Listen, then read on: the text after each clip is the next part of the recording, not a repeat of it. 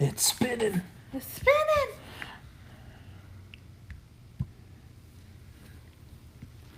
It's still spinning. Spin. I just got the notice. Oh yeah, there it popped up on my. I guess All we right. are good to go. You ready? Yep. On this episode of the Culture Smash Cast, The Russo brothers bring their magic to Netflix. Tetsuo! And another reboot? Believe it or not. somehow I think it would have been funny Is that if you did Naruto the Akira reference? one. Probably. Yeah, I was disappointed. Is that a Naruto reference or something? Believe it Yeah. or not, please believe it or not. No, I Yeah. got that. It did sound very Naruto. I do It agree. did. Exactly. It's the Culture Smash Cast, episode 493 for June the 12th, 2019. I'm Stephen Lackey, editor of CultureSmash.tv. Nicholas Qualls, contributor to CultureSmash.tv. Zach Martin, a ball of anger and hate. So, the same. Yep. Tina, a contributor to CultureSmash.tv, and the reason Zach's a ball of anger. This time. Yeah. There's a multitude of reasons. No, you're not. You're not. I have 3 other opponents that are a reason that we'll get into this week. Oh yeah, there's so much going on. What was it? I don't know, last week I got accused of being a hater because it seems like I hated everything that I saw and did. I mean, you are a hater. I am not a hater. I'm a lover. You are a hater. I'm a lover. Haters I'm just- gonna hate. I don't know if that's true. I think somewhere in the middle is probably going to be the most I'm an okay liker kind of guy. I'm Yeah, like that seems accurate. somewhere in the middle. Yeah. All right. So before we get into those things, though, we've got a few things to talk about. So we haven't been together and really talked about, because we've been out for a couple of shows, the opening of Star Wars Land. which is technically called what? I always forget the actual Like name. Galaxy's Edge. Galaxy's Galaxy's Edge. Yeah. Bateau. So what are you guys' impressions of what you've heard so far? Can't wait to go visit it when we go to Orlando, but it's gonna be super crowded. I hear, from what I've read, they're only letting people spend 2-3 hours there. It's 4 hours. Yeah. Yeah. Yeah. So it's like, and the line itself for like the main attraction, right, the Millennium Falcon, is like That time. that line. Time, Yeah. yeah. So it's like, well, So I actually have been trying to get myself back on the Star Wars. No, dude, keep one foot on the ground, please. No, I've been trying to get back into the Star Wars fan base, into that world again, because I got so disconnected because of the last few movies. I just haven't cared about Star Wars, and that's painful to me because of growing up with it. You know what I would think would help? And it's actually a podcast that Zach turned me on to a few weeks ago. And it's a 6-episode mini-series cast called Blockbusters, which is a reenactment of basically the 70s when Spielberg made Jaws and Close Encounters, and, Right. and George Lucas was working on Star Wars, and just that whole process. And it's so endearing about those movies, and particularly Star Wars, that I think that would, at least for the original trilogy, at least the original one, would kind of help rekindle a little bit. I intend to listen to that show. Somebody else listen to that. 'cause Well, it's see, good. it's funny because Michelle, who listens to our show regular, has been messaging me about it. Actually, Like, one of their sound engineers of the two is in Nashville. They say it in the last episode. They recommend also headphones, but I didn't listen to it with headphones. Did you? I didn't listen to it. I listened to it in my sometimes I had headphones, mostly in the car. Was it a big difference? It was. My car speakers are pretty decent. You could definitely tell the work that they put into all okay. the sound work. So you guys made a better decision, because the thing that I decided to do to try and get my heart back in it was to put the movies in. And I thought, well, let me watch them in the way George would like us to watch them. So I tried to watch Phantom Menace. I got through about That's a 15 minutes mistake. of it, and there was all that Jar Jar on there. And it's not even that, I know a lot of people find him offensive and whatnot. I find him offensive because he's just a bad character, not because of anything else. And I just couldn't do it. I was like, nah, I'm out. I did take the documentary disc out and watch the making of stuff. Yeah, I mean watched that's neat. But you should just watch them the way nature intended. at Yeah, I 4, probably 5, and should. 6. Yeah, I guess that's what I'm gonna do. I am still curious to see doing the experiment of 4, 5, 1, 2, 3, 6. That's weird. Well, it would basically be you'd have this revelation about Darth Vader, then you would take an extended flashback. It's awful. Okay, yeah. No. Learning about Darth Vader. Yeah, then but finish. could you really watch the best of the films and then immediately watch Well, here's what you do. the third worst Okay, one. here's what you do: you pop in Phantom Menace and cut to like the end fight, and then go forward. Okay. Yeah, I'll watch the infight. I'll watch Alright. Duel of the Fates. Because that way, it's Yeah. like train the boy. Who is the boy? We learn about the boy. Yeah. You don't have to know about trade routes and we Yeah. don't care about that. Yeah. So anyway, so this place opening has got me trying to reconnect with my love of those films. I'm not so upset that I'm not going this year though, because the whole thing. My understanding is once you've seen the Millennium Falcon ride and you've maybe bought food in there because all the food is like themed well and that kind of thing, it's pretty small. Yeah, There's not much to it. I get the feeling that it's something that they hopefully plan to build out. There's another ride opening up later this year. But yeah, they said you could easily see the whole thing outside of waiting in the line. Yeah. You could easily see the whole thing in less than 4 hours. What might actually help with getting back into Star Wars is I do recommend a lot of Marvel's current Star Wars books, especially going back and reading the first bit of Star Wars, just regular Star Wars. That, bless you. Bless you. That Jason Aaron worked on was really good. Kieran Gillian did a lot of stuff. I love Kieran Gillian's Darth Vader book. Was phenomenal. So there's a lot of really good Star Wars stuff in that. That's all that original era stuff. All right. Having seen a lot of videos behind the scenes and videos of and walking around, the biggest problem I have, and I know this is going to sound really just, you would, everything is expensive. It's Disney. I understand that, but you want to Disney make a is- lightsaber? $200. Want to know how much it costs to buy a wand? Pretty much $200. It is not $200. If you get all the bells and whistles, yeah. Okay. Do you want the bells and whistles for the lightsaber? Because we're starting at $200. I'm just saying, it's Disney. Because It's one of their most That's what I was going to say. profitable I'd rather have markets. a lightsaber than a wand. So Yeah. it makes 100%. sense that Because you can choose your color kyber crystal, you construct it, and it's like they have this whole ceremony thing, and it's like really cool. Yeah. I'm not paying $200. Thank you. No, and that's you can't like wave around to do anything. You have to put it immediately in a sheath and leave essentially to do anything with it. Well, that's like if you bought something like at a convention dealer room too, and those I forget the company that does the lightsabers, that you could go online and get the customized ones, or there'll be at Dragon Con or other large. it's not conventions. Sideshow, is it? For $200 No. though, I That's want an aluminum But it's like the same thing. hilt. I don't want plastic hilt. Oh yeah, it should be metal. Yeah. No, it's plastic for Oh, that's $200. No. Yeah. No. That's where I'm okay. The ride is it's varying depending on where you sit. That's what I've been reading So from people if that Yeah, win. not you in the pilot, you're Yeah, kind you of have like 6 all right, seats. It's like pilot, gunner, shooter. repairer. Engineer or something like that. Yeah. Yeah. But yeah, I've heard that too. That if you don't get the pilot seat, it's not that great. And the controls are not like a video game, so everyone's like, I can pull up, and then the game is like, nah. So then you hit stuff, Yeah. which is cool because if you wreck the Falcon at the end of the ride, when you're leaving, like there's sparks going off and electricity is, going. As you leave, it's like, well, you wrecked the ship. You blew it. You blew it. If our last trip to Washington D.C. taught me anything, do not let Nico Oh be god, a no, pilot. no, let me That's be great. pilot. Yeah. He'll accidentally get us in a barrel roll and can't get us out. It's Yep. like, Nico, I'm That's awesome. falling. I love it.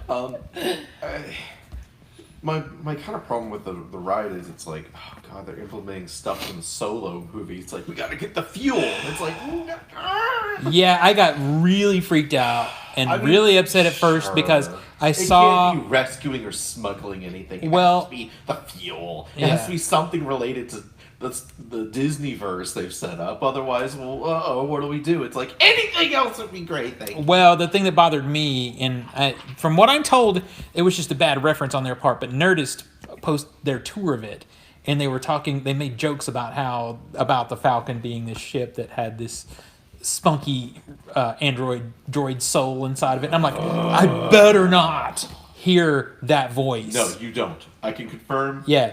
L3 is, for the best, not associated with the ride. That's At all. That's, oh, God. I Because hated it if so her badly. voice showed up, like even like, please unbuckle your seatbelt and have a great day. There'd be some damage on the inside of that. I hated that character 'Cause so I'm trying much. to punch her voice away. Right. So anyway, to me, it looks cute, but it's not really for prime time. Not for me. Okay, the one thing I absolutely like, there's no way you can convince me this is dumb. Like in Pandora, everyone's in character. Which you think is cool until you're like, yeah, where's the restrooms? And they're like, what's a restroom? And you're like, no! Cool, I'm gonna pee on this bush. Bye! Yeah! Tell me where it is! Like, if you go to Pandora, they're like, yeah, it's right over there.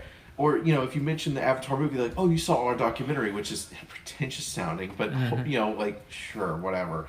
But you can't say good morning. You have to say, like, by the light. See, okay, that might be a little bit far. You have to learn the lingo before going in. Like, no. I have to do homework? You don't go into Frontierland and go, oh, when did y'all get off the wagon? You don't hear that. You don't hear that. I mean, now I'm kind of disappointed that I'm not going to hear that. Y'all enjoying this jungle? You don't hear that anywhere. Because I don't know. That is inappropriate. I have mixed emotions about that. Something about it's kind of funny to me. It could be cool in some areas, but when you're like, I need to know where the restroom is, and they're like, what is a restroom? You're like, I hate this place. It's like another layer of homework, and I don't want that. I'm sorry. All right. So the best thing, you know, speaking of Star Wars, though, there were some pretty interesting looking Star Wars games at E3 this year so far.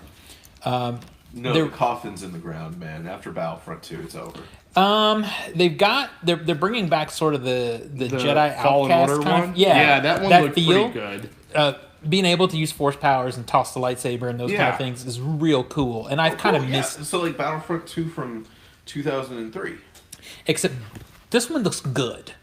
Well, you see, the I'm problem just saying, Battlefront 2 was a great game. Was it? A great game. Because I didn't like Battlefront, so I never looked at Battlefront. 2 was amazing. Well, then okay. Then this one could still be good. We finally have a successor 15 years later. Yeah. Well, anyway. That's what I mean is Star Wars like games they're dead, they're buried, they're in the coffin. Most of them are not good, realistically. All of them. Well, no, every so often you get something good. You can have 3. Like I played in the old days, old school, and what I'm hoping they will eventually bring back. I keep hearing it's coming back as Knights of the Old Republic, like the RPG. Okay, 1. Yeah, right. So we need something else like that. You're not gonna get it with this game. Well, no, this game looks more action-oriented. Yeah, but they show a clip to where you could grab someone mid-laser blast and then put them in the way of their own laser blast. And I'm like, their internal organs would be shattered by the time you grab them due to the force exerted to move that. Yeah, but this is fantasy. This is this is the same argument people have had about the first Superman movie when he catches Lois Lane. They said that would have killed her. This is fantasy. Is different. That's literally like Superman grabbing someone by the throat by forcing them at the speed of 1,000 miles an hour. You're just nitpicking. If it's fun, it's fun. But there are also it's a game. There are also other games. There are other games. Like Luigi's Mansion 3. Luigi's Mansion 3. I wanted, so Gooigi is my favorite. Okay. He must be protected. Psychonauts 2. Psychonauts 2 looks pretty good. Finally getting that sequel 20 years later. So how you feel about the company making that game getting acquired by Microsoft? Wait, really? Mm-hmm. Yeah. Double Fine has been acquired by Microsoft? Pack it in, boys. We're done. It's dead. They're not... supposedly, it's a Pixar-style thing, where they're not touching them. They're just doing their games. Well, Psychonauts 2 is going to get... Psychonauts 2, please don't touch it. It's going to get everything else. I think it amounts to an exclusive window. I bought Psychonauts when it came out. I was that guy that bought it when it first came out. Everybody says, oh, man, I found it years later. I'm the guy that went and bought it $59.99 at Toys R Us, okay? I didn't do that. I've been waiting this long for the sequel. Well, the sequel looks good from what I saw. I mean, it's just video, but, I mean, who knows? It looks good, though. So I watched the Microsoft press conference. I watched most of the Square Enix press conference. I watched all of the Nintendo one. There was a lot to see. It was a busy year. It was kind of funny, though. A lot of things sort of just were not interesting to me. I thought some of it was interesting. I watched the Bethesda one. Yeah. I watched some of the Bethesda one. Some of it was okay, but I was kind of surprised on how big of a ending showpiece last year's was. Because last year ended with, by the way, Elder Scrolls 6 is coming, and then there's this that was it, sweeping yeah. cinematic. Busting out the JPEGs. And that was something. At least, okay, there was a video. It was a teaser. It was enough to whet the It was a appetite. teaser It was of a a teaser. logo. It was It a teaser of a teaser. And they did the same thing with Doom. But they didn't even do anything this year. There was no Elder Scrolls 6. No, they just replayed the same thing that they Or just showed Starfield, last too. year. Also had nothing new. So, Yeah. the two big new Bethesda games that are on the horizon, nothing Yeah. for this year. Yeah. And I'm also skeptical about all those people who were applauding it Fallout 76. Sorry. Yeah, because I No, keep hearing the Fallout game is 76 not good. It's bad. And then It's a bugging out in a Doom buggy. Doom Eternal looked really good. I'll Yeah, admit Doom that. looked good. Zach got so mad at the most minute little thing about Doom Okay, Eternal. I am not a huge fan of the HUD. Uh-huh. I get what they're going for. They're going for the colorful aesthetic of Doom 2 and, you know, the way it looked back in there. I don't like really the HUD, the way it's styled. And this is the nitpickiest of nitpicks. But in Doom 2016, when you got hit, you kind of heard your armor getting hit. But you wouldn't hear Doom guy like being like, ugh. Well, now they added the sound whenever he gets hit. And the thing I always thought was, Doom guy is such a badass that he doesn't feel it or he doesn't show weakness. Because he's such a badass, and now he's like showing weakness. He got so upset about this the other day. And I'm like, Smallest of who things. cares? If the game But is still I can't good. get it up with that anymore. I I can't We don't need to No, know that. this is more information than I wanted. Hands But, I mean, around the controller. you know, did you say controller? No, with the For keyboard. No? the Bethesda, I'll have to say the two that I was looking forward from Bethesda were the Ghostwire Tokyo and Who was that cutie pie that came out and announced that game? Right? Oh She's my adorable. Gosh. And honestly, I'm a huge Wolfenstein fan, so Wolfenstein Youngblood. That one looked I love pretty Wolfenstein too. Yeah. I just like the I like sort that of, it's his daughters. It's like, yay! They're actually continuing the storyline. Wait, we're which not- is hilarious. We're still playing as BJ, right? No, you're playing as his daughters. It's a co-op game now. Pack it in, pack it in, boys. This series is done. So the two things that kind of really, as far as I can tell, BJ's gonna go that until stole the he show, falls that stole the apart. E3. The Yeah. first one was All right, guys. the Microsoft show when they Cyberpunk Cyberpunk 2077 Keanu Reeves comes out for Yeah. the intro to that Keanu game. Reeves Yeah. stole the show. He Yeah. Showed stole. up in that trailer. I was like, what? Well, he's playing a character from the tabletop game that the video game is based off of. I didn't realize that I didn't know either. that it was a tabletop game, but it's apparently been around for a very long time. But yeah, he's in it as his character that you see at the end of the trailer. That's stylized, not just voicing. It's definitely his look. Oh, it's him. His license movements, space everything. and everything. Yeah. Yeah, And then he came out on stage. he was so humble and funny. He just stole the whole thing. For anyone who hasn't watched it, I really encourage just to go look for this clip. He talks about how at one point saying the game is breathtaking, and then somebody in the audience "You're breathtaking." yells, "You're breathtaking," and then he just responds, "No, you're breathtaking. You're all breathtaking."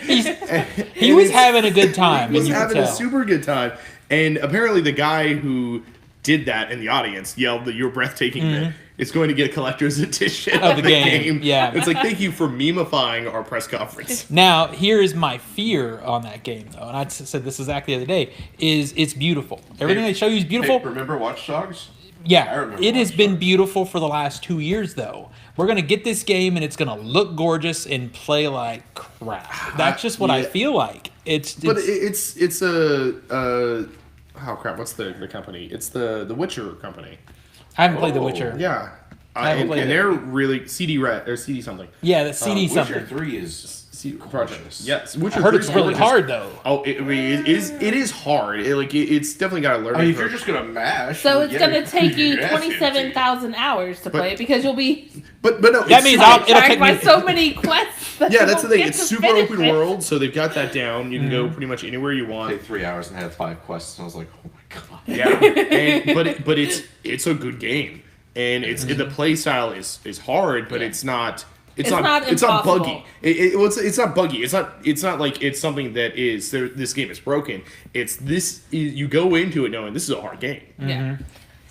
So Did you guys see? I hope it's It good. is an early level. I hope it's- Witcher Yeah, early when levels. you're in early level, you're like, I'm gonna fight this person. Nope. Oh, I don't know what I'm doing. One of the cool things that I like about Witcher is that when it gives you quests and stuff in the quest menu, it gives you recommended level of like Yeah. you should be around here. Try this level. See, that would be very beneficial than just leave you to go in and die. Yeah, Yeah. no, it really it tries to let you know because a lot of the quests you get early on are like you should be level 20 something for this one. Yeah. Well, I'm not going on that one for a while. As opposed to me, quite a few years ago, playing Fallout 3, thinking I could go into the downtown DC ruins at level 5. That was Even if you get the extent whatever the DLC Game of the Year edition, the DLC they're like you probably recommend level 30 or 30, something yeah. with Yeah. this DLC. Yeah, they What do you do. recommend? You don't know what you're doing. So back on Cyberpunk though. Yeah. The bad part is we won't be able to really talk about this until this time next year. Yeah, We have Yeah. a whole other year to wait. a lot of the for this good game. games are going to be Yeah. 2020 when it Yeah. comes out. Yeah. So I'm glad you tell me that they're a good developer, but that just anytime I've seen a game that was like this, that was just like the most beautiful game, it ends up just being so disappointing. I think it would So be I good. hope it's not If that. anything, let me say this: Witcher 3 is still a benchmark for testing your computer's graphics and CPU. Well, I'm not trying to play it on a computer. I'm No, going to be playing I'm that on the saying Xbox. if you're worried about them, like I was worried about. Oh yeah, I remember Watch Dogs. They had a beautiful trailer and gameplay with that, and then the game comes out, it's like nothing. So And if you want- anything, this will be your next benchmark. And They're gonna put Witcher 3 will be on a everything Black Friday sale if you want to pick it up on Yeah. Xbox. Yeah. I'll probably do that. But I mean, I've been afraid of it because everybody says it's so hard. in. It's not. You just Alright. need to learn how to parry. Yeah. Well, And then I I'll will probably say get it. Nintendo So, had a really good. Nintendo- Well, had hang a- on. Before we move forward, though, the one other thing.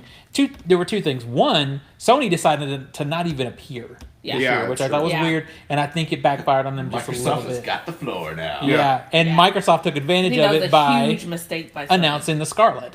Did you see this? I saw that it announced. I didn't watch this part. The Scarlet is their new system coming out Christmas next year. Zach is very. He doesn't buy it, but the spec is don't buy it. 8K, 120 frames a second. Fuck you. They said It's it's fully it's- backwards Fine. compatible. and fully backwards compatible. They say it is basically the equivalent of 4 Xbox One X's. I don't believe you. And I know I just That is- I don't believe you. I'm sorry. 8K to 120. It's 8K to 30 is like an accomplishment right now. Right. Well, I mean, we're not seeing this until next year, so we won't know. And my argument too is we still won't know then because we're not going to have 8K TVs. No. None of us Yeah. are going to have No that. one's going to be able to test this out. No. Except the people that spend that $5,000 on the Apple monitor. I'm just saying, you got a sugar mama. I had to spend the not money that on the much Apple sugar. stand. I don't have enough money for That's the money. $1,000 for the stand, The right? problem you're going to have is 8K TVs right now don't have 120 hertz refresh rate. Yeah, They don't. Well, see, I think what they're trying to do is, well, obviously, is they're planning for a 10-year life cycle, Yeah. like they've had in the past. Unfortunately, So if it's- they're also trying to rush the market for a matching system that doesn't exist yet. Yeah. And to Well, be no, they're fair- trying to own that market. Yeah. They're coming out, and they did that with the Xbox One X. My only big issue with the Xbox One X is I need more games to take advantage of that system. Yeah. And the problem is no one's pushing it hard enough. You know. And to be fair, if it's 120 frames at 1080p, that's fantastic. If it's 60 frames at 4K, that's amazing. I don't believe you. I mean, you might get 30 frames at 8K. You might get Well- 30 frames at 8K. I don't believe you at 120. I don't believe you. Well, we'll see next We'll year. see. I We'll mean, see I'm next year. almost willing to put money on the table. I don't But- believe you that hard. Well, we'll see next year. So moving on to Nintendo, which also Nintendo. Yeah. Nintendo had their Nintendo I Direct. think Nintendo came out strong. Now, the thing that Nintendo did was they just did basically a Nintendo Direct. They weren't even Yeah. there. They sent a video. They're, okay, here you go. Which is fine. At least it's something. It's what Sony should do. Mm-hmm. And Nintendo does a really short, good. sweet, and to the point. Yeah, Yeah. and Nintendo has been doing a really good job of doing these throughout the year. Mm-hmm. And they gave people what they wanted. They gave Banjo-Kazooie is going to be in Smash. That was which is going to be awesome. super cool. Mm-hmm. They gave Animal Crossing, even though it's going to come out in 2020, they're like, we are working on it. I like that they gave the reason of we're not going to push our developers to where they don't have a live. They also, and we're not going to shortchange the fans and giving them a crappy product. But you know what I don't understand, So. and I don't know why they don't do. I'm so annoyed that they don't do this. They give you all of this DLC for Smash, right? And that's great. But why don't we get extra tracks? Why don't we get download packs for Mario Kart? Why do they drop that game out there and just let it flounder? Well, It's easy to do tracks. Instead, they're Why- going to do why this don't you- weirdo they mobile didn't- they game. didn't Here's really the do thing. Make a creator, like a Mario Maker. I think that'd be cool. Yeah, because that would cool. be fun. that's one of the cool things that's coming to Link's Awakening when that comes out to the Switch is they're making a dungeon builder, which is going to be Yeah. super That's cool. pretty cool. I think one of the reasons is technically there's not a Switch only Mario Kart. Yeah. There's a port for a game that they did do DLC for. Mario Kart 8 had DLC content. And it got the one we got on Switch has all that. Yeah, exactly. So we just have an up-ported collector's edition. Right. We don't have a specific Switch cart. And when we do, that will probably have DLC and stuff, but they're not adding new content It's to it. so annoying. I'm just happy that we're getting a Crash Team Racing at the end of next week. Yeah. That comes And out. I will And- say, I'm looking forward to Luigi's Mansion 3. That looks looks good. fun. That looks fun. fun. It looks good. And the sequel to Breath of the Wild. Breath of the Wild that hit having a everybody out of sequel. left field. Yeah. They were like, "Oh, what?" But see, that's kind of, I mean, I get why everybody's excited, but I also get the because I got Breath of the Wild and I was like, I took it, I returned it. I'm not a Zelda guy. It just didn't work for me either. But it's beautiful. It just wasn't for me. Alright. Yeah. But their show was good. They showed a lot of games. Like you I know. said, I think they came out decently strong comparatively. Yeah. And then The other thing I think that was a big like showstopper and I don't think it was actually that good to be honest with you, but it was what everybody was looking forward to was the Avengers game. I was going to say the letdown. Yeah, the letdown. People they showed first they showed nothing but an extended cinematic. Yeah, they showed the Yeah. trailer, and then they showed, then they had some people talk on stage. They And showed their presentation was dumb. it was they had the voice actor cast for the main Avengers there in the game, and that was okay. But I don't know why they focused on those voice actors so much though, because in the cinematics they're terrible. Their acting is terrible. They didn't have good clips in the cinematic. I don't.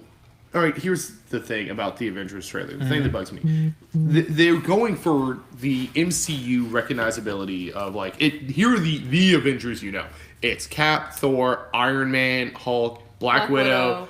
Hawkeye's not here for some reason. We have the original 6-1. But for one, they didn't decide. They decided to cheap out, not pay licensing rights to get likenesses, so it doesn't look like Chris Evans or Robert Downey Jr. Right. Or Cap anybody. looks bad. Cap looks a little chunky. They all look bad. Yeah, Well, the I okay. just saw the screenshot of it, and I just the went, animation "Oh, isn't Lord." great looking, but the other thing is like I don't want. It's okay. I am more excited about Marvel Ultimate Alliance 3 coming Yeah. out for the Switch in like. I was going to get to that, yeah. because I could build my own Avengers team on Yeah. that one. I don't want this cast of Avengers. I want to be able to build my own Avengers because there's way more than just these 5 characters. Now, at least in the press conference, they said that they will be releasing new characters and new stories and a new levels. narrative, yeah, all And free. All free. All the DLC is going to be free. So props on that stuff because that's great. That gives me a little bit more hope. But what they showed wasn't really all that encouraging. So yeah, here's my thing, and I was actually commenting on the YouTube channel that kind of following this game is they hyped this thing like it was this is the company that does the Tomb Raider games, which I really like, Yeah. and they look good. Their graphics are good. This thing looks like the cinematics to me look like a mobile game. It looks like a generation It old. does. They look like mobile games, and it's and they're even using ISO 8 from the horrible mobile games. It's in this game. Oh my god! It's what you use to level up characters. Yes. Oh, wow, no. Yes. Okay. And they did have they let you play the tutorial level at E3. And so, did you guys see this? I saw some impressions of how the tutorial No, worked. I didn't see the impressions. No. So you start out as Thor, and it's kind of like that over the shoulder kind of thing. And they said Thor's kind of fun. You can throw the hammer and all this stuff, and it switches to, but Thor doesn't fly in the game. That's lame. He kind of hovers or whatever, but not fly. And then when it swaps to Iron Man, he does fly. But guess what happens? What? You're on rails. Yeah, he jumps on rails. See, They said the Hulk was oddly the most fun to play. well, I can see that. Because he actually got to jump around and fight. Yeah, that makes whereas sense. everybody else was a little bit more, it was very linear. And that's not that's- what we're used to as gamers. now, I'm fine so- with linear in a respect, but the fact that it's different linear for each kind of character is what's annoying. It's like I don't want to play different on planes. rails, though. Yeah, I That- don't want different game experience Yeah. with different characters. It should be the same game, different abilities, sure, but not essentially playing a different game with Iron Man as you are with Thor is not how this should go. That's why, again, Marvel Ultimate Alliance 3 coming out, it's the same game for all the characters. It's just you pick your team of 4 and you go at it, and it's No, they do say with Ultimate Alliance that you play differently depending on which character you're playing. Like Wolverine is a close quarters fighter versus somebody like Star Lord that shoots lasers from far back. But that's like you play Mortal Kombat differently based on who you pick to fight with. Yeah. Right. But it's the same game. Yeah, and Ultimate Alliance, I was only kind of okay about it, but after reading more and seeing, they're gonna let us play on the couch. We don't get enough couch games. You can multiplayer on the Switch, not on the other systems necessarily, but on the Switch, you can have 3 or 4 players, whatever, playing in a living room. Did you play much of the Ultimate Alliances before? Oh man, It's been a long time. They're so fun because it's just this blast of like all these different team combinations, just all these different Marvel characters. You can build your own team, and it's just a great time. Like, and this one's coming out in a couple weeks. The X-Men Legends games before that, same thing. Yeah, a couple weeks. It's 1st of July, right? The Ultimate Alliance comes out this summer. But so that was my feeling though, is the Avengers was a big letdown, and like Microsoft, they showed 60 games.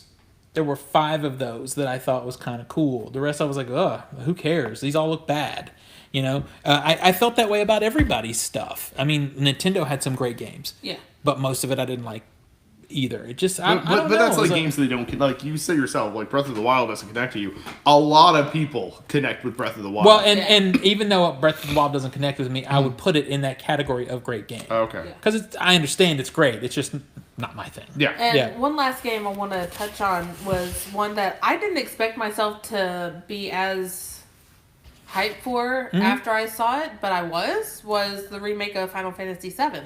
Because honestly, Final Fantasy VII to me was not at all my favorite Final Fantasy. Everybody loves that game, though. It looks really nice. I never finished Final Fantasy VII. I never did, but it was like I forced myself. never got Just like off. with 8, I enjoyed 8 more than 7, but that's not saying much. I never got off of the first disc of Final Fantasy VII. Now, when they do a remake of 9, okay, cool. You've already got my money because 9 was always one of my favorites. But speaking of 8, they also announced that they're remastering, not redoing, but remastering 8. So it's the same game. It just looks a little bit better. I'll be honest and say I don't give 2 craps about that. I've never liked any Final Fantasy game. Well, and again, I'm the same. It wasn't my thing. But everybody around me loved it. So Random turn-based battles is like my kryptonite. That's the thing I'm excited about this one. It's not They're not turn-based. doing the turn-based Well, anymore. great. Now you have the crappy story.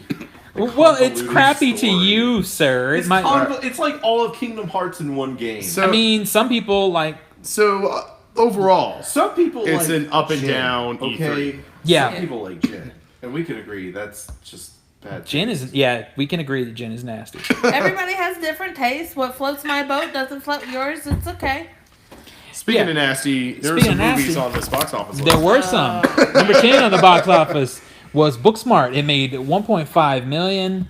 It has made, what is that? 17 something million. It's got chopped off on mine a little bit. Well, That's I mean, weird. you're the one that made this. So I know I blew it. Yeah, I blew it. it's hold on. Let me find a mirror so you can find someone to blame. Yeah, okay. So I wish you guys would see Booksmart because I'd like to have a conversation I've about heard it. it's good. I want to see it. I have mixed feelings because I really liked it, but I also have some real issue with one specific thing. Okay. And I'm not going to talk about it until you guys have either decided to see it or just aren't going to. I want to. Okay.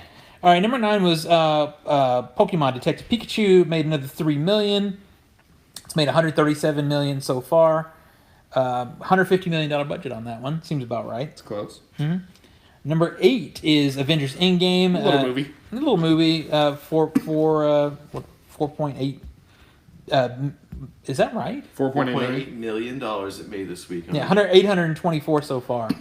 Like 356 It's million. not going to beat Avatar. Yeah, but well, I mean, it's not internationally. It's still not there. No. It's slowed so far. It's got 50 million, and it's only making around 5. Actually, it's making around 8 or 9 every weekend. This weekend, so cut that in half for next week. I just want it to beat Avatar because it's so much not better. gonna do it. They're gonna have to re-release it. Damn it. It might. All right, number 7 is John Wick Chapter 3 Parabellum. It made $7.4 million. It's made $138 so far. No budget on It's got that to be one. lower than Are we that. Gotta talking be. about that? Let's Or is talk that about it later? for just a second while Or we're is that on later? it. We got Is- it later. Okay. Let's go through the list. Let's and get then through the talk. list. All right. Number 6 is Ma. That one just opened. It's 7.8 million so far. It's made 32, almost 33 so far. A $5 million budget. Have So any of that's- you seen Mom? I have not. I've heard it is hot garbage. And- I've had people on my feeds actually say they like it. yeah, Yeah. same. Yeah. Yeah, which is Well, I mean, your friends obviously have no taste. They should You're drink a gin. friend I was gonna Brian. say They you're probably drink gin too. you're on our friends list. I haven't seen it. Okay. I'm saying the friends that you said that said it was good. Number 5. Number 5 is Rocket Man. It made almost 14 million. It's made 50 so far. $40 million budget. So there you go. Profit. Yep. Number 3 is Aladdin. That one's You made. skip 4. Oh Skip no, forward. number 4. For many reasons. wish I could Godzilla, King of the Monsters. It made 15 million. It's made 78 million so far on a $170 million budget. Number 3 is Aladdin. That one made 24.6. It's made 232 so far on a $183 million budget. So we're gonna get more live action. Damn Disney. it. Yeah. They People. work. People go pay to see They do. them. People, come on. Opening new this past weekend. Number 2 is Dark Phoenix. It made 32, almost 33 million for an opening weekend. That is terrible. You know what bugs me about this? What's that? It's not X-Men Dark Phoenix. Right. Yeah. So the way they did that is they just put the X inside of Phoenix. Yeah. Yeah. Yeah, I mean, I get it. Like the logo, I get it, but Yeah. it's like the print title should be. Right. I agree. And number 1 is The Secret Life of Pets 2. See, that's when you know that you have failed as a filmmaking team if Secret Life of Pets 2 makes more money opening weekend than your movie. No. And you're a franchise like the X-Men. Which, by the way, is a total of $80 million budget, and it's at that 46 million, so yeah. it's already 46 halfway million there. already. Yeah. I can guarantee Dark Phoenix is way more than that. Yeah. It's got to be. I remember For Dark you two have Phoenix. seen it, They're right? estimating Or it at you've 100. I saw it. I'm the only one here who has actually seen For it. Dark Phoenix, I had a $4 movie ticket. I got a really good seat, picked it out, everything. I had to refund the ticket because I just had no real interest in seeing it at that I- point. I- Wow. What? I still Yeah. want to see it. Eventually, I'll see it because but I have so much invested in this franchise that I want to. It's over. It's over. It was over at Logan. So I'm not It going to was. talk too much about it to be spoilery, but I will tell you. Does anyone care? Yeah. I don't care about this. I am familiar with the Dark Phoenix Yes. saga. Yeah, I just wish it we was know the end. more. It's the same Of the writer accurate. as The Last Stand. So No, I just want to say that given the choice of watching Dark Phoenix again or watching The Last Stand again, I'd rather watch The Last Stand. given the choice between Dark Phoenix and Apocalypse, Wow, they're right there beside each other. yeah, that's what I figured. I mean, So yeah, they're right there. One is about the same as the other. I've been reading. There's been a lot of stuff. Olivia Munn's hot in it, at least. I hate her. I hate She's her. kind of hot. I don't So- even want to look at her. I hate her. She's Poor not guy. even book smart. Tina, something to drink, please. Olivia Munn did not direct Booksmart. Yes, she did. Olivia No, Wilde Wilde. directed You were- Booksmart. I would like so- to change the record. There is a Olivia huge Wilde difference directed between those two people, Booksmart. too. Thank you. One is a horrible person and the other one is not. I mean, I don't know how they are as people, but Olivia Wilde, I've liked ever since she was on House. Right. But no, it's been so fascinating watching this weekend when you'd have stories come out of basically the retrospective, the post analysis already from Fox and movie executives. I'm not going to let you forget this, by the way. about how why it failed, Oh, shut like how they were basically shooting is like Dark Phoenix is going to be like the opposite Apocalypse. We're going to shoot it like smaller scale and try to release it in the fall, and then nope, it got put in the summer when it's not a summer movie, and it's like none Yeah. of that should matter. It's Yeah. so I saw it in 4DX because I was sent 4DX tickets once again, and the 4DX once again was fun. This time it was in sync, which is great, and it made the action sequences more fun. But it was like I was experiencing. The story was along the same quality as a Universal ride, so that was all right, I guess, if you look at it that way. I mean, yeah, Was it in 3D? it was. I think everything in 4DX is going to be 3D. Unless it's specifically 2D like John Wick. Yeah, Yeah. yeah. Damn. Yeah, I mean, dude, it's just the acting is so bad and like balancing of characters. I hope you're not. It's so weird because they don't have bad actors in that movie. I know, Yeah. I know. I hope you're not a Cyclops fan God damn it. because he's barely in the movie. Cyclops is the worst, man. No, I'm not saying anything that happens to him. I'm just saying they're balancing use of characters. No, like I'm there's saying he's the worst. He's It's the reshoots that they had to do in this movie Mm-hmm. because the not only did they have to go back and do reshoots, they had to wait so long on the reshoots because a lot of the actors they had to do it were doing other movies. Yeah. And Nicholas Hoult went to go do Tolkien in the middle of the reshoots. Yep. Yeah. And it's really. yeah. So and That's how old it has what's her name, the red-haired girl that everybody Sophie Turner. No, Sophie Turner? no, the older one that everybody. Jennifer Lawrence. No, she was in Family The Martian. Jessica Chastain. Jessica Chastain is in this. I didn't know she was in this. Oh yeah, she But plays she Emma is. Frost, doesn't she? But No, she plays Lilandra yeah, Oh. of the Shi'ar, And- which is I know. Jessica Chastain is someone who doesn't need washed out white blonde hair. It does No. not look good on her. She You know looks what the so other weird thing is? Weird. That character doesn't have white blonde hair. Yeah, it looks because she is a pale person to start with. Yeah. It looks bizarre. I was so excited when I heard about the Jessica Chastain casting, and everything I've seen about like the trailers and about how She's terrible in it, by the way. Yeah, because like, why would you care? Yeah. The best thing about her is she's wearing some really hot shoes at one point. That's it's kind of like what's her name in the Jurassic World. And those shoes yeah. made no sense, but they look Bryce great Dallas on her. Howard, Yeah. All It's bad. It's You want some Well, other let's stuff that hope sounds that we like it's have going to be some bad? 2 out of 10 stuff. for me. Okay. Some 2 other out of stuff 10. that sounds like it's going to be bad opening Yeah. this weekend? What? Yeah. Here's some stuff. Men in Black International's at 35% on Rotten Tomatoes right now. The only hope that movie has is Chris Hemsworth charisma. That's the only and the thing. weird thing is the trailers don't look bad for They it. don't look that bad, but Yeah, they do, man. They don't. They do. they look They It's look more Men in fun Black. than anything. they look about right for a Men in Black film. Yeah. Yeah, it looks like one good one, summer and popcorn like film. 4 bad ones. Yeah. So yeah, I don't know. So The Dead Don't Die is at 52% right now, and Shaft is at no one's seen it yet. Yeah, All right, so let's talk about some We movies real can't talk quick. about The Dead Don't Die. Zach saw The Dead Don't Die. All right, go ahead. So I went and saw this last night in an advanced screening. Yeah, too bad I had to work late. Oh, somebody was invited and had tickets, but somebody had to work late. Yeah. Dodged a bullet like Neo in the Matrix. Yeah, He just didn't even know he was dodging bullets. great. It's convenient for the next movie. It is. Okay, you want to talk about a movie that I knew it was 50. I think it was 56% at the time I was reading it. And I was like, you know what? Maybe Mother was at 50%. That was a great film. Right. You know, It was divisive. Red Sparrow was like 50-some, 40-some percent. And that movie's That's metal. Great. Yeah. You know what? Maybe this is just a divisive film.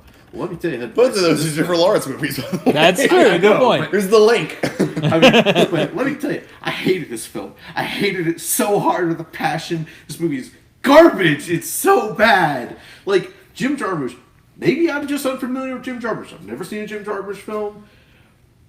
This movie has no plot almost. Yes, it's a movie about a zombie apocalypse that bestows the town.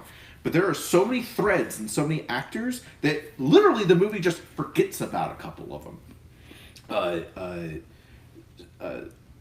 Selena Gomez is in this movie. Do you know why Selena Gomez is in this movie? Nope. So we can have Selena Gomez on the poster, like her name. Do you know why the Raza is in this movie? I didn't know that was the situation. I didn't know either of those characters. yeah. were So the he can be on the actors were in the poster. movie. Do you know why Steve Buscemi is in this movie? I didn't know he was in it either. So he could be on the poster. Oh, I haven't. I guess I haven't seen the Do poster. you know why Adam Driver is in this movie?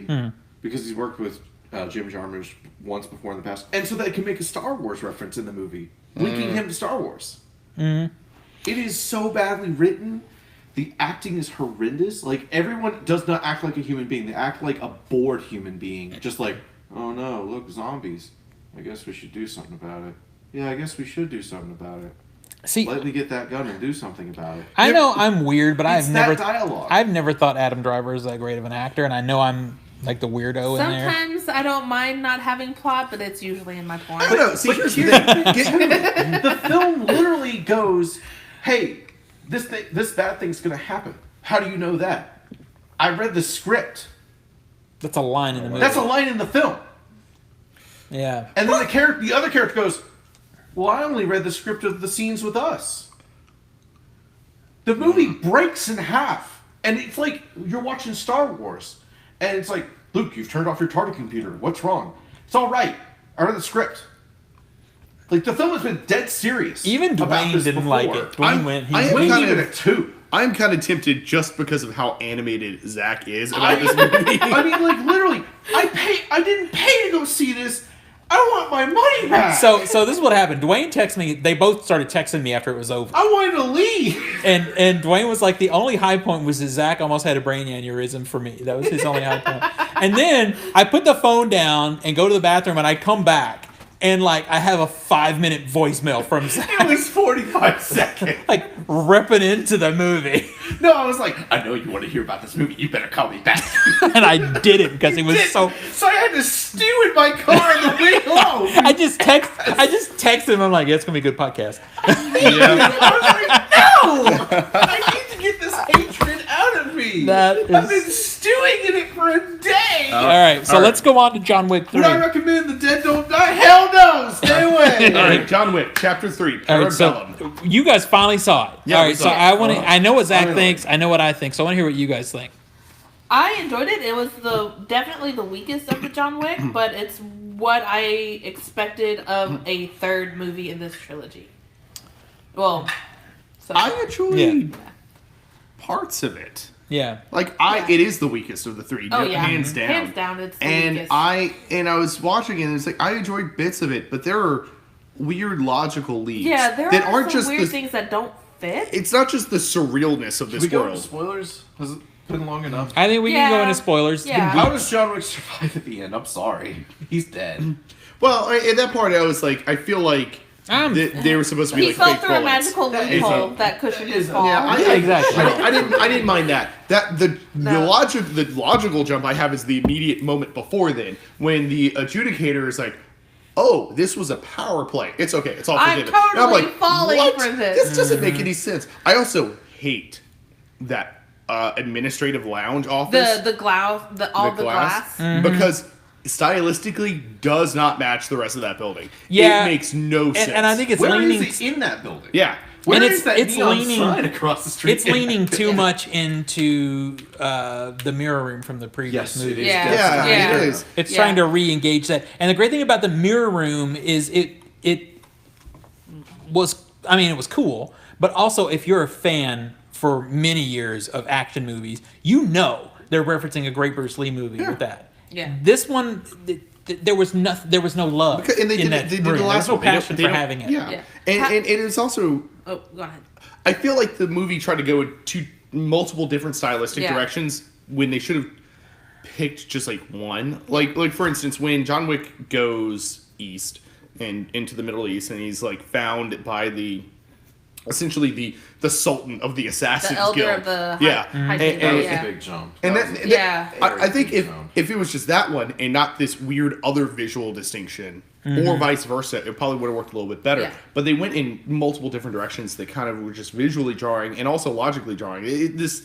Because the culture around this elder character of the High Table doesn't match the culture of the assassins that we've Yeah. seen Yeah. in the rest of the 2 and now a half and movies. you know It that was would very be disconnected. that would be okay if they had properly done what people love about the first 2 films, which is world building. Yes. Yeah. The only Yeah. world building we get is the adjudicator, which as a character I like, I liked Yeah. her. but Love she was like messed up Yeah. at the end of it Yeah. though. Like you said, Yeah. that logic don't jump So- ruined that character. So Halle Berry for me was 50-50. Halle Berry was but terrible. her dogs were awesome. I don't care about her dogs. I Yeah, don't care about that her. that I- whole 30-minute sequence in the trained film her was a dogs waste. herself. So I think that So I fight have scene to was say that's I think- major. Yeah, problem. but I she think looked that great fight in those scene- leather pants too. But I still don't care. I think that fight scene was a little bit long. I think Yes. the movie in general Yes. was long. All They the could've fight cut scenes down. could have been trimmed. All of them. Except for that knife one at the beginning. The knife one was Dude, great. the knife But one had that me that was super cracking good. up. But no, I think that one was a little bit long and it got redundant with some of the dog action. The fight with also the Japanese fanboys. That's all I'm going to call them. It's the Japanese fanboys. Oh, I hated that. I Was hated- way too comical for me. It was too cutesy. Yeah, it's like we're huge fans. Yeah. We're gonna let you live. Beat us up some more. Yeah, no, anytime any of the Hated characters have John Wick dead to rights and they stop to give a handicap, threw me out of the movie. Yeah, and it's like you're diminishing the Because character if of you John Wick really at that know who point. John Wick is, if you give him a handicap, you're You dead. will Yeah, die. yeah. It's dumb. But then also like I said, the dog fight I think had really cool bits, but it drove out a little bit long. The horse bit.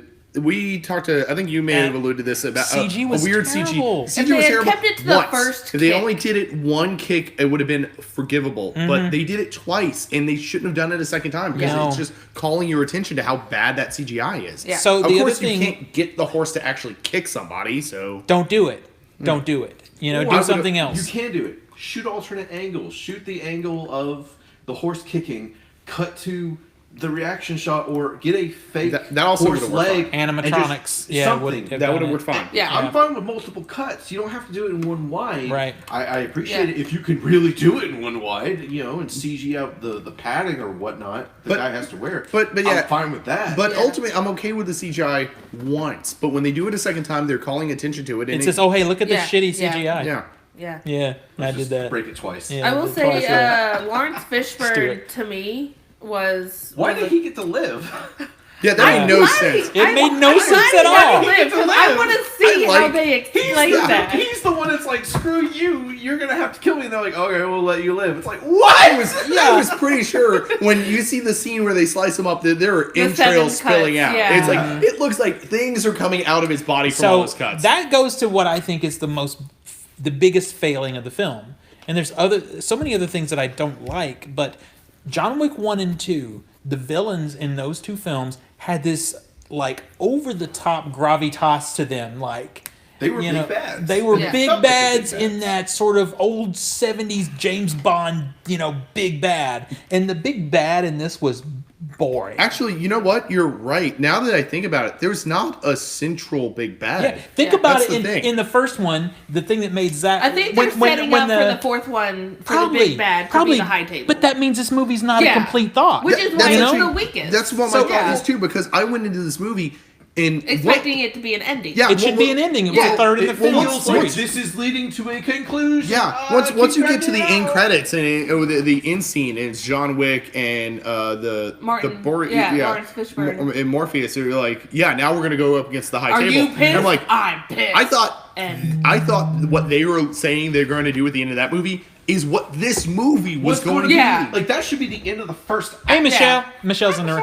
Yep. But yeah, that it whole was. like we're gonna go to the high table. That should be set up at the end of the first. So, act. yeah. so, Yeah. but here's the thing. Think about in John Wick 1 when you had the Russian dude who was the big bad. His description of the Baba Yaga, that is epic. Baba And in Yaga. John Wick 2, you've got the big bad sitting there just chilling, eating some duck fat and talking about why it's so good. He's so big, it has this gravitas, and in the third one, nah. You don't have any. Yeah. There is No. no character. Yeah. No You have analogy. nobody Yeah. who's a real Because challenge the to John only Wick. thing that John Wick is really fighting against is the system, Faceless basically. enemies. Yeah. Faceless enemies. yeah, it's very much so. It feels like he's lost his original motivation, and it feels like it's actiony shooting up Action for first, story actiony. second. And Yeah. what is mind blowing to me? Everyone seems to forget the first 20 minutes of John Wick. Zero action, all story, all character. Yeah. Yeah. It is a quiet Yeah. opening. It is all about the story. Yeah. Well, This you film- invest in him. I was thinking back. I could have swore in some material in the promotion material for this movie that John Leguizamo's character was going to be back in this one for like some small role, and I'm like, I'm okay with Yeah. that because I liked his character. I liked everything about that first movie. Yeah. and like Zach says, they just ignored a lot yeah. of why we like it. But what is Yeah. so shocking to me is this third film comes out and it is hailed as the best action movie of the year by everybody. Whoa. And I'm It's like, not the best action movie in the No. franchise. how did you miss John Wick 1 and 2? I mean, for I mean, me, that knife fight is really good. it is Now, really That I good. still- first 15 minutes is Yeah. incredible. Unfortunately, there's 2 more hours to the film that It's, are not it's as way good. too long. I of a will movie. say the best acting in this movie was done by the Pitbull. Yeah, Oh, maybe the so. She dog saw was great. John Wick and she was so happy. So happy. I did like the I liked the raid at the Continental. I thought that was pretty decent. Yeah, when the lights go off and the staff start shooting. And I like the kind of almost it's video gamey in a way. But when the minions that John Wick then has to fight are like the next level boss minions, where they're completely bulletproof. So that comes to my favorite sequence in the whole film is when what's his name? What's the guy? the concierge. No. What's his name from Deadwood? Al Ninja. That's his character's name in Deadwood. I'm blanking on his actual name. What's his real name? Ian Shane or Ian McShane. Yeah. So when he's chilling in the vault, I love that. And they just come in there and he's chilling and he just helps them, rearm and then like, closes the door behind him. And he just like looks around like that to me was the most John Wick of the entire movie. I liked his character a lot, and I liked that stuff. But I liked the reason I liked him fighting the minions is because it is taking it shows that these characters at least have learned from the other two movies of like, we know what John Wick can do. We're gonna armor up so that he can't just outright kill us. This is our job. We take out the assassins who take out everybody. Exactly. So it does. It's the first time we really see upping of stakes in the combat. So for I'm me, really hoping Chapter 4 closes it out and not. It goes back to the story. So the problem is there was an AMA on Reddit with the director, and they're like, "We'll make as many as the audience want to see." I want to see one more. If this next one makes 200 million, we'll make John Wick 5. Right, because they immediately were waiting to see what the opening weekend was to see if they could announce another film, and that annoys me because they didn't finish the story with this film. Yeah. This should have been the conclusion. And if they want to do a second trilogy, perfect trilogy, do a second. If this had been a conclusion, it would have been one of the best trilogies of all time. Yeah. But instead, this comes off like Lethal Weapon. Yeah. Lethal Weapon 1 and Lethal Weapon 2 are great. Lethal Weapon 3, not so good. Lethal Weapon 4. Disaster, which could be what we're in for with John Wick 4. I mean, it's legit follows Chris Rock in John Wick 4. Right? So for me, John Wick 1 and 2 are both equally 9 out of 10. Yeah. This one is 5.5 out of 10 for me. I'm at 6. I would 2 is lower than 1. It's not the same for rating. me. It's good. It's good. a notch below. It's not as good as 1. Man, depending on my mood, they go like Yeah. this. And you know why it balances They're for me? split by like is a half a point. the world building in 2 when he goes to the sommelier. Yeah. You know, that kind of stuff. I love that. I love that. Yeah. That's all. Yeah. So it's on par. It is an equal in terms of like this belongs in the franchise. Right. 3 is like, all right, you guys need to get your act together. All right. So if you guys were grading them, what would you grade? John Wick 3? 5. And what do you grade 1 and 2? 1 and 2, solid 9s. Yeah, same for me. Yeah. I mean, I would go 9.5 for 1 and 9 like for I said, 2. solid Fair enough. 9s. Like I said, they're I mean, differentiating. Honestly, I can go 10 for 1. I can't. I probably could I too. cannot fault 1 on really anything. 1 was There's one bad transition in it. Sorry. I don't care about that. When he goes to sleep with Oh, the God is dog, right. It's an awkward fade to black. But let's just say give you John that. Wick 3 did not meet expectations. So tell me about your expectations for the next movie. Well, Yeah. I forgot where I was going. All right, so Too bad. we're moving on. Moving on. Godzilla. Oh, wait. That was it. When we saw it in Dolby Cinema, and the sound was incredibly loud. Yes, it I was was. curious about your screen. Was it incredibly loud, or was it just normal? For John Wick? Normal. Yeah, it was No, incredibly it loud. was loud. It was like fireworks level loud. It was insane. No, ours was normal. Okay. Well, mine was normal. Yeah, So we saw it. you guys have still not seen Godzilla. Godzilla. Yeah. And I'll tell you this. I know you guys have issues with the movie. All I want from this movie is monsters fighting monsters. So yeah, That's it. that's all I wanted I don't to. care about any other characters. But let me ask you: would you be okay with monsters fighting monsters behind 3 sheets of rain and smoke, where all you see is a tail or an eye once in a while? Would that be good? Because that's what you're going to get. Hey, do you want an hour That's- and 45 or an hour and 50 minutes of stupid humans? Yeah, because that's also no, what I you're want going to. monsters fighting Oh, monsters. Yeah, I'm sorry. so you're gonna You hate walked it. into the wrong film. Yeah, you're going to hate it because honestly, I grew up with Godzilla. Repeats of the old 70s Godzilla films where he's in a rubber suit, for God's sake.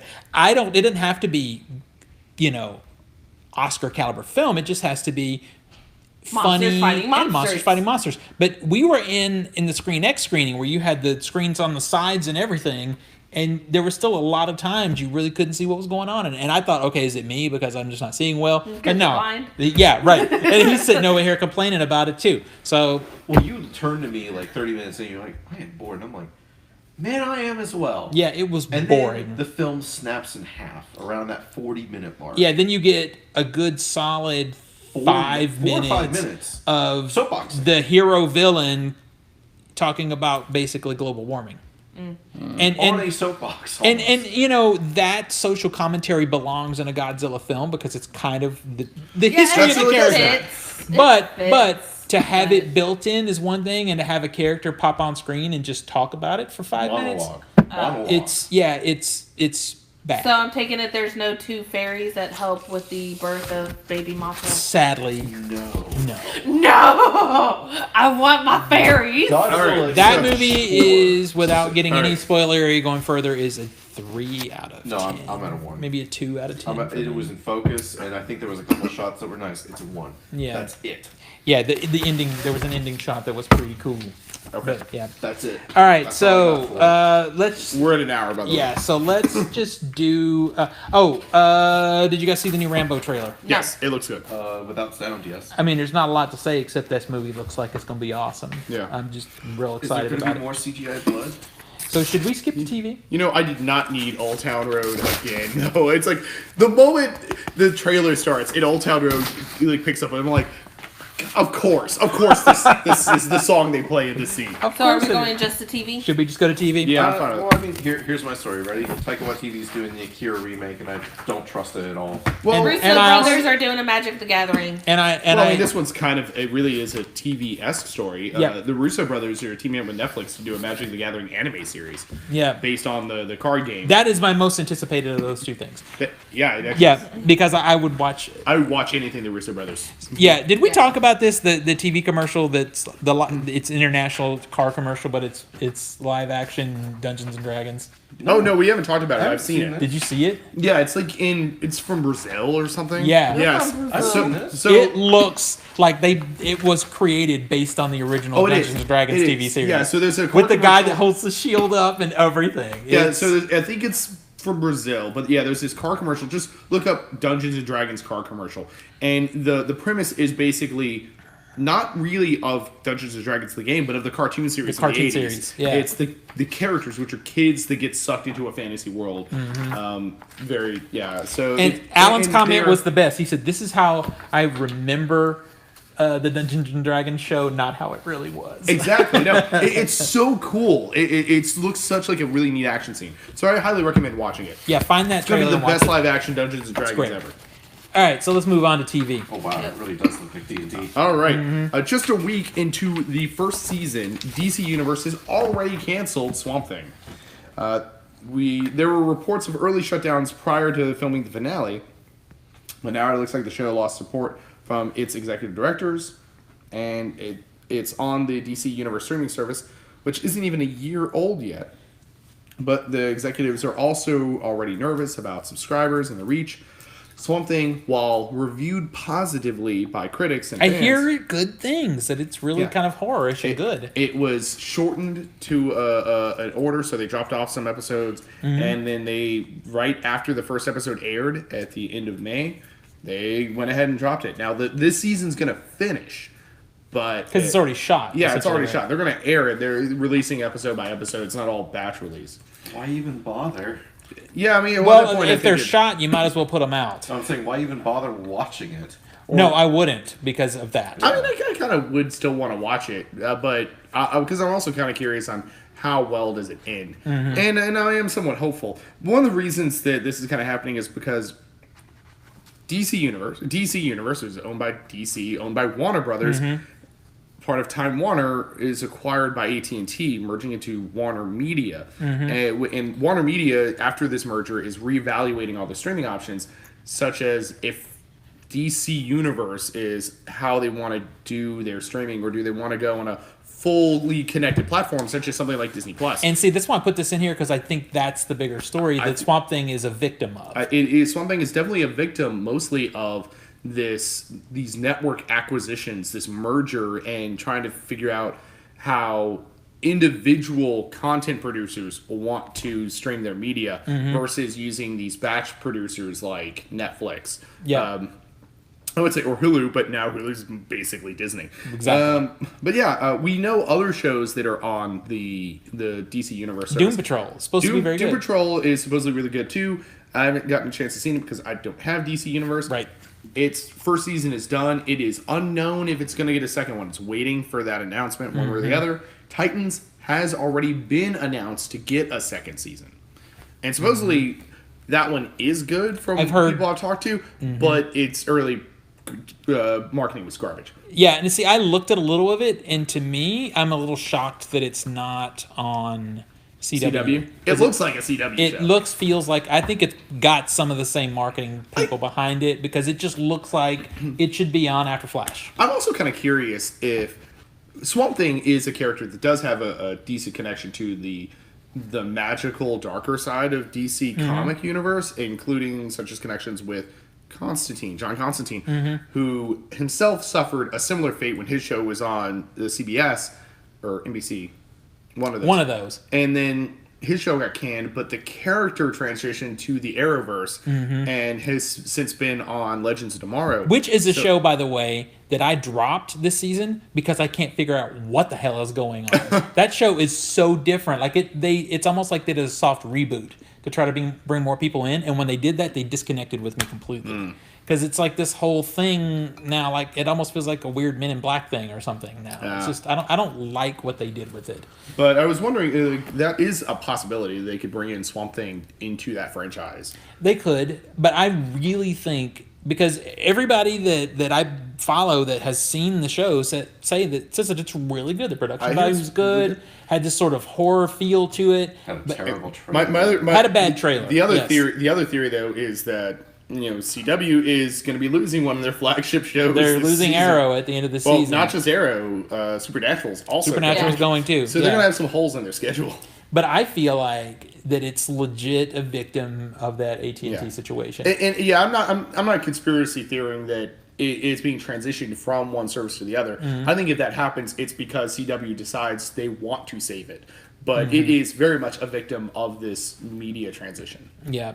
And it's just a crazy time to try and invest in shows right now because you just don't know. Yeah. Like, you really don't know 100% what's happening with Hulu in some ways. It is very unfortunate because you get to this point where you don't want everything to be owned by just a few single large producers like Disney.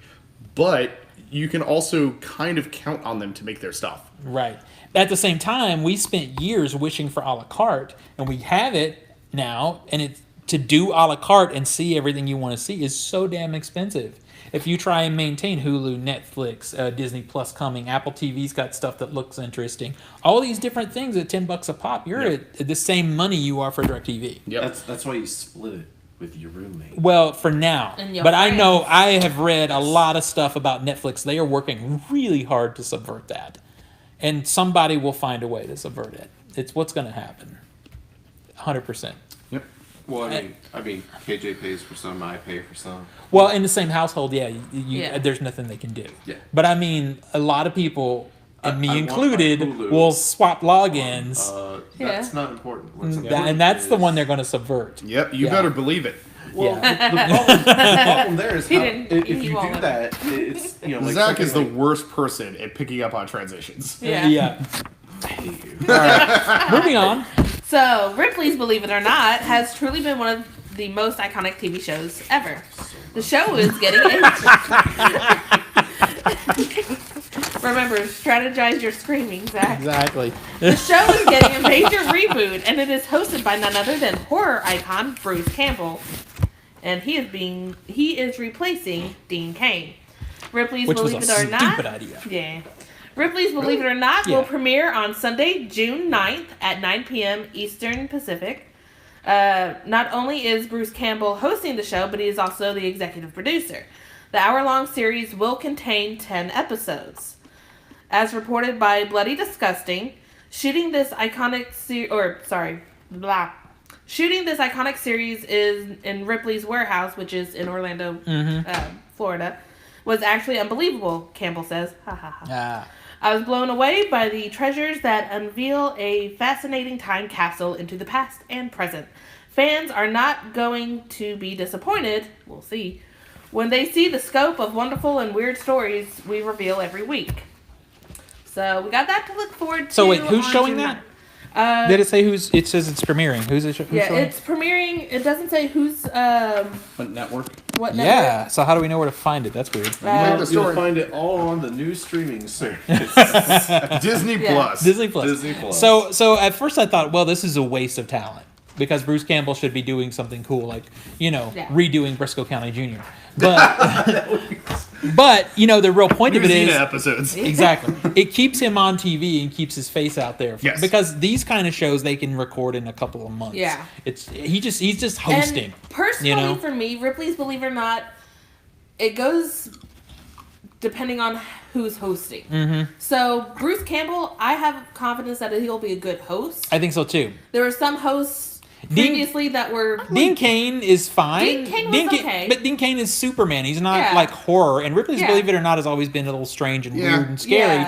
Yeah. Where you watch the 80s ones with Jack Palance, he's a creepy dude. Yeah. That's the dude that'll stab you in the shadows. Around the same time period, the Dean Cain version came out. There was also Fact or Fiction yes with Riker's name. Guy who plays Riker in Star Trek. I should remember. The name. Riker. Yeah. That's his name. No, it's not his name. But he does it as the host, and it was like I liked him as a really good pick for it, and I liked Kane in the role as well. I will be highly entertained just because Bruce Campbell is such a charismatic and fun. yeah I think he'll be able to. I have the sneaking suspicion there'll even be some ad libs from him. I'm hoping so because he's good at ad libs. He is. Now let's see if the marketing and the editors and everything keep it in. It's the stories. Yeah. The stories have got to be good because I like Jonathan these kind Frakes. of. That's it. Who's that? Jonathan Frakes. Frakes. Oh, Jonathan Frakes. Yeah, I like Jonathan Frakes too as number one. Yeah. No, I haven't really seen him in anything else. Well, that I the like transition though from I guess Star Trek to Fact or Fiction is more streamlined than say Superman to to Ripley's. Yeah. But still, I thought it worked pretty well, and it was still he was a charismatic host. Oh no, I'm also because with the amount of reboots we've been having, like Twilight Zone, it's hit or miss on episodes. I haven't This watched one- it yet. Yeah, this one it's going to be with apprehension that I watch it, but with hope that it's good. Yeah, same. So- But I will be watching because they put Bruce Campbell in front of it. So yes. now I'm paying Without attention. that name, especially with him being executive producer, without that name, I probably wouldn't give near as many Same. accolades to it. So Agree. Real quick, one other thing. Netflix, when you want to call something a new season, it has to have more than 3 episodes. Right. I'm sorry. Black Mirror, season 5, 3 episodes. Oh my And you know what God. else? And I told you this, Zach, before Oh you my watched God. episode 1, episode 2, and episode 3 of that season. Suck. They all 3 are terrible. I I've watched 1 and hated 2, and by God. I hated all 3 My episodes. God. All 3 of them are not Black Mirror. They're not good. Would you have sex with that panda? No. Well, if they weren't entertaining, you know this what is you really could watch disturbing instead. because You I have a could watch- coworker who we nicknamed Panda. Yeah. You know what you could watch? You could watch Chernobyl on HBO. It is- Oh, it's Chernobyl. so Yeah. good. That you should watch. Yeah. Have you guys I'll watched change it? that. Yes, Chernobyl's we fantastic. finished it. Oh, that first episode was beautiful. That whole show, especially like the first 2.5 episodes, are really hard to watch. Ooh. Just Yeah, because because They're it's not. harrowing. It's like a Yeah. doubled up fist. It's Yeah. so Yeah, because tight it's the not whole like time. Game of Thrones where it's like, oh, this is horrible, but at least it's not real. Chernobyl, this shit happened. mostly. Yeah. That's 3. Yeah, that's 3. I mean, Three, 4. Okay, that's 4 shits. happened. Because I said shit again. That's 5. 5 okay. shits. I don't care. let's six. He broke it six. first. Here's the thing. I haven't felt horror like that in forever. Where So- I'm like, oh my gosh, get out of there. Here's the only issue I had with that is once you get past the actual event, I remember that happening, and they actually own up to it in the bonus features.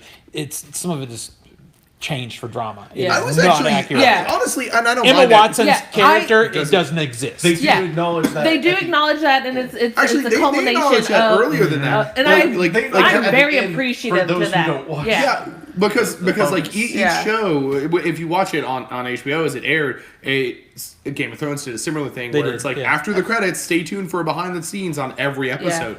And on like the first episode, she was really a character and did stuff. They say at the end of that, it's like she's not a real person; she's a composite of to all the scientists. Yeah. And I was just thinking, I respect the show for admitting that off the Yeah. bat. Yes. And it helped me be able to enjoy it from Yeah. that point forward as a drama. And they because do show, Does they do show the pictures of all the scientists later, and I go, oh my god. Yeah. I mean, can you imagine that Yeah. many characters? Yeah, Right? We understand it as people familiar with just with cinema and fiction, and it's like you have to compress because this has to be digestible for an audience. Yeah. So we know why we did it, but it always sucks when you hear that it's like this person isn't real in a fictional event, and we're cutting aside all these other characters, but they're upfront with that and Yeah. say we can't have all these people. And we're gonna put they one tried person. to stay as true as possible. Yeah. And that is now I will say I can pinpoint my favorite scene in the entire series. Yeah. It's in the first episode where everybody's watching from the bridge. Oh,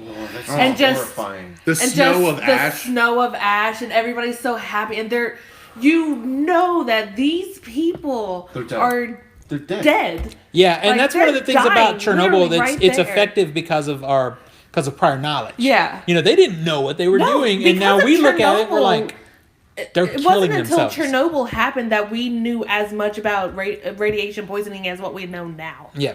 Like, it was because of Chernobyl that we gained as much knowledge about that horrific event. My favorite scene is the end of episode 2. They're going down there as pipe. They know they're going to die within a week, and then the light starts to go out, and they don't know where they. Oh, Nico my was so gosh. upset when that ended. He was like, Yeah, what? actually, and that was the interesting thing about episode 3 is because I didn't expect them to cut back to them, like to go back Yeah. inside. Yeah. I expected them to just like they're going to do this Yeah. in the dark. Oh my god, because I knew they do it. But that's And pump also the dramatized. And I have to as say, well. one of the Yeah, hardest it scenes is. for me to watch, aside from the water pipes, is the going around to the villages for the animals. Yeah. That was hard to watch. I felt like there was a time a little bit in the middle of that series that things felt a little bit like fillerish a little. And while that one was super like effective in some ways I'm like, there's a You lot could of almost this. cut it. There's a You- lot you of could this be- I would character. argue I wouldn't it say- to be made. Because I wouldn't that say to cut it character because that shows the difference between the soldiers from Afghanistan who are, experiencing this versus the people who, like the kid who, like, obviously has never held a gun before, Well- and it's still affecting. Well, Yeah. my thought process is I mean, it it does a really good affected job everything. following certain characters the whole way through. And then also showing the ramifications of this to people who aren't our main characters. Yeah. And I liked that. I liked And how seeing how big of an far-reaching it impact. is. You know what? Yeah. One thing that was shocking to me, and I couldn't figure out why they didn't put it in the movie, was in those, after the episode bonus feature things, you've got the writer there, and he's talking about the guy, one of the guys that's on trial. And he's saying, he quoted him. He said, and he I said, saw- I can't say that I'm guilty, but I can't say that I'm not. Why is that not in the show? That would have been a good Why line. is that not in the show? Because Yeah. that is epic That is and really- telling. And I have to say the casting. That was at the end of the last episode. casting for this was phenomenal. They were great. Yeah, everybody and was even amazing. in looks, like the guy with the curly hair. They one of look the, like the people. Yes. Oh, yeah. Like Nico and I saw Like- the picture afterwards when they were doing the behind the scenes, Mm-hmm. and he's like, "Oh my god, he looks exactly He like looks him." like- I know So- Like- HBO also did, I haven't listened to it, but they also did a companion podcast. Yes, to the I show. listened Yes. to episode 1. Each one's about 45 minutes each, and it's good. Alright. It's not as good as like Blockbuster, in terms of entertainment. But if you just want to dissect and just eat that big old steak, Yeah. for 45 minutes for each episode, you can Yeah. almost watch the whole episode in that time. It's so good. We saw somebody on Twitter who was, I hope, jokingly saying, "Can't wait for season 2." It's like, Oh, what are they wow. gonna do? 3 Mile Island? Right? I mean, Yeah. I mean, Fukushima? that's one of those. It's one of those that's like, it's hard to say that it's entertaining, but man, I was riveted to it. It's good. It is. Yeah. It is was- hard to watch, it's but the it is best good. thing HBO has put out in how long? I don't It know. was Here's the thing fantastic. about HBO. Then again, it's It's also is right on up my season 7 alley and because 8. I'm Yeah. a Yes. huge radiation nuclear fan. Yeah. So. Oh, I've done a lot of homework after watching it. I've been invested in. It's like, let's. Oh, I was he was on on the Wikipedia the whole Wikipedia time. page. I'm like, what was that? Oh, oh my god, that looks so awesome. And it's like just. And looking Nico at- was asking me questions because he knew that I mean, this is my shtick, you know. Yeah. This is my bread and butter. And he was like, did that really happen? I'm like, yes, yes, it really happened. So, and that, to answer your question though, you should pay a little closer attention to HBO because it's not always about like a film. They have some killer documentaries going right now. I mean, you want to see something that I had no investment in Nothing whatsoever. is blown up like this. Well, it's because because they spent a lot of money on it, and it's a big. Well, they spend a lot of money, blew up and like this. well, it's also because I sadly, it's also because Game of Thrones season 8 was a letdown, and then you have this amazing show. It's Yeah. kind of a Right. palate cleanser. Yeah. And Go let's and look be at the honest, documentary on that doctor that got into trouble for inappropriately touching all these girls in the Olympics. That documentary I saw is some of stunning. that. You were like, your brain was just exploding. Yeah. It's incredible. It- to watch. you just need to- like, holy Yeah. shit. So yeah, And there's unfortunately, seven. people That's seven. are absolutely fascinated with human tragedy, and that's gonna sell. Well, I mean, and it depends. So- You know, I don't like to see tragedy for tragedy's sake. Yeah. I like to hope that there's some hopefulness at the end. Yeah, You know, if like there's, when they did do which I keep waiting for updates with for Handmaid's Chernobyl. Tale, but it's not there yet. It's still so. But it's not done yet. Yeah, it's not done. It's been not good done. this season so far. It has been good. You know what else you can watch? You can watch a lot of things. There's some great 4Ks this week and some that maybe you don't want. Ghostbusters season 1 and 2 is out on 4K. It's a season? No, I'm getting there.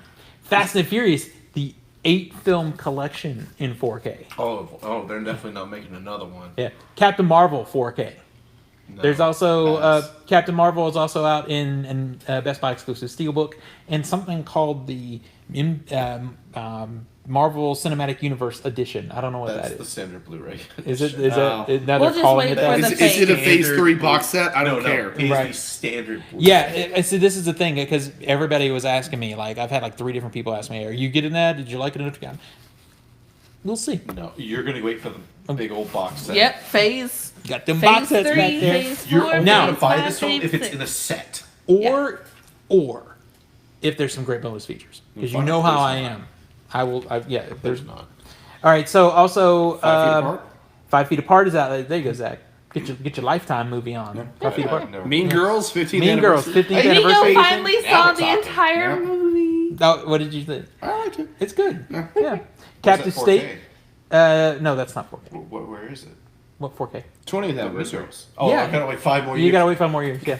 Also, Captive State is out. The movie I wanted to be good because I like John Goodman, but I hear it's terrible. Oh, that's sad. Yep. And then Piranha and Steelbook. He's in that new HBO show. So, Yeah. Which I hope is good. yeah, We will see. All right, what do we got in comics? from comics, we have from Marvel first. We have Amazing Spider-Man 23, Champions number 6, Immortal Hulk number 19. Miniseries starting up: Silver Surfer Black number 1 of 5, and Spider-Man Life Story number 4 of 6. That's the one that has Spider-Man through the decades. This is the 90s. In DC, we have Batman Who Laughs number 6 of 6. Detective Comics number 1005. New big event, the big summer event Leviathan number 1 of 6. Justice And this League is all Comics- like a detective thing, right? yeah, Leviathan? yeah. So the Leviathan spun out of Action Comics. It was a big Superman thing, but Superman's not as focused on at least at the start of this one. It's Batman and Lois Lane kind of doing some investigative work, Oh, interesting. at least in the beginning. Justice League Odyssey number 10 and Wonder Twins number 5 of what was originally 6 but just got extended to a 12-issue run. And in other titles, we have Archie 705, which is the start of the Archie and Sabrina arc, where they're apparently they start dating. Okay, or so something. Michelle just posted in here that she loves the Chernobyl podcast also. She said it's Yeah, I'm gonna- the writer and Should have listened to showrunner. that when we were going. You're right. I read some of the scripts. They're really good. We have It's Star called Script Notes. Yeah. She said it's great. We have Star Trek Q Conflict number 5 of 6, Red Sonja Birth of the She-Devil number 1, Sonata number 1, and Umbrella Academy Hotel Oblivion number 7. Nice. I am super behind on my books. I'm going to go pick up books this weekend. But I recommend, apparently Immortal Hulk is really good, and I need to pick up the first trade of that. Yeah, I'm super behind. I'm like a month. So you know what's fun is I posted a picture of it on Facebook the other day. I was binge watching something, and between things, I had this giant book Oh, over yeah, here I saw of that, yeah. all of the Marvel covers, through the ages, up to a point, Yeah. And I told you I went through this period. You don't get right, the DLC? What's that? You don't get the DLC? Right, I know. There needs to be something in the back. I did go through a period in the 90s where I'd kind of taken a break from comics for a while. And it was kind of fun to go through that book because I could pinpoint right where I stopped based off covers and then right where I came back. So now I'm kind of curious to go back with this knowledge of what the covers look I like. actually want to know, where did you stop? Okay, I stopped right before it was the big story arc where they destroyed all the Marvel characters in the 90s and then brought them back with Heroes Reborn or whatever. Here's Onslaught. Yeah, that was right in there. That was late. That was like 96. Yeah, it was right in that space where I stopped for a while. And I want to go back and find that entire story arc now and read it. Because, no, you don't. No? No, you don't need Onslaught. Yeah, I heard it wasn't that good. No one needs Onslaught. Heroes Reborn is awful. Okay, well maybe I shouldn't. But literally I could see it. I'm like, well, this is what I missed. That's we talked about it like months ago. A podcast that I listened to, Dwayne does too, called Explain the X-Men. Jay and Miles Explain the X-Men. And they basically start, other than like occasional off episodes, they basically started from the Silver Age, or the start of the X-Men, and have been going chronologically through explaining the franchise. And they're in about 93, 94 right now. Oh. This has been going on for 5 years. It's wow. a super long effort. And now when we're in the 90s, so you have a plethora of X books, so it's going to take a long time to get through the 90s. That's amazing. I am so looking forward to Onslaught because it's going to be a convoluted mess. Yeah. It's going to be entertaining. So the one thing in that book that's interesting, looking at the covers, that got me thinking about is it has the books broken by age. Yeah. So, Silver Age, Gold Age, Bronze Age, and then they went from those to calling it the modern age. Mm-hmm. And it just stops, and I got curious. I'm like, well, what age are we in now? I can't wait for the Dragon Still- Age. No. Yeah, right? But it's weird. And based off what I could read is, I don't know who is the entity that makes a decision about when the ages change. It's kind of weird. It's not really an entity. It's just pretty much general critical assessment. Yeah. Like Golden Age to Silver Age is pretty easy. Silver Age pretty much starts at the late 50s with the... Well, it requires an event, like a shift in comics. A shift, yes. It requires certain things that you could point to as like, this is a new era. So I found it. Yeah. We are not in the modern age anymore. It took me a good bit of research, but now it's commonly called the digital age. And it was the coming of comicsology is what they look at as the next shift in comics. I would have actually... I hate that, though. I wouldn't have actually... That's not what I would do. I would say it's the shift of regular release trade paperback volume collections. Mm-hmm. When that started becoming a thing, that more and more comics were designed at the issue level to be read as a volume trade paperback later down the line as a complete book instead of issue by issue by issue and have connecting arcs, but more standalone stuff. When it made that transition, I would have probably made it there. But And it's see, kind of around the same point. I would agree with that as well, but I don't like the transition in that as to digital age. I don't like that really. And also, if you look at historically, what changed the age is usually in a trend of the way the comics were either drawn or written. And for me, we hit an era in the early 2000s when the artwork, especially Marvel, DC, it's taken longer to come about, and some of it I don't feel like is things went more cinematic. Yeah. Marvel books started to look like storyboards from a movie. And that could be it, the cinematic age, because that's very much when that I would like. Particularly when like Bendis started writing New Avengers, Yes. and you had decompression was the thing. Like not a lot of stuff happens in an issue because you have these big art pieces and less smaller panels and stuff like that. Yeah, that is a really good indication of a change. Because I'm so into that art now, it's kind of hard sometimes for me to go back. But that's also something that we can't really pinpoint now for another decade. And maybe that's Because true. I don't think we were calling the 80s the Bronze Age until the aughts. Yeah. So it's It's interesting though. Yeah. It's like a comic book history thing is interesting. I kind of got all like I went into a deep dive after going through that book. It's weird how stuff like that happens. All right, we should deep All right, dive into we our should deep beds and go to dive bed. into bed. Yeah.